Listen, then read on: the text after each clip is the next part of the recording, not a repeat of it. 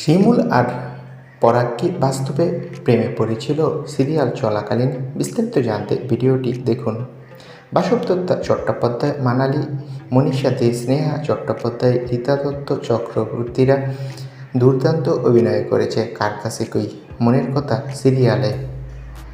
একেবারে অন্য ধাঁচের গল্প নিয়ে এই ধারাবাহিকটি শুরু হয়েছিল, আর শেষে দারুণ কিছু টুইস্ট দিয়ে এই ধারাবাহিকটি শেষ করে দেওয়া হয়।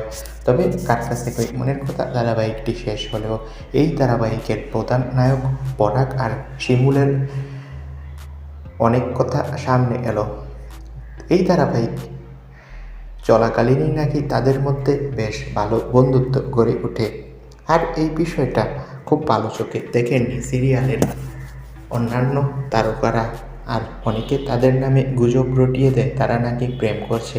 এ প্রসঙ্গে মানালি মনীষা দেখে প্রশ্ন করা হলে সবার প্রিয় শিমুল জানায় এটা একটা গুজব।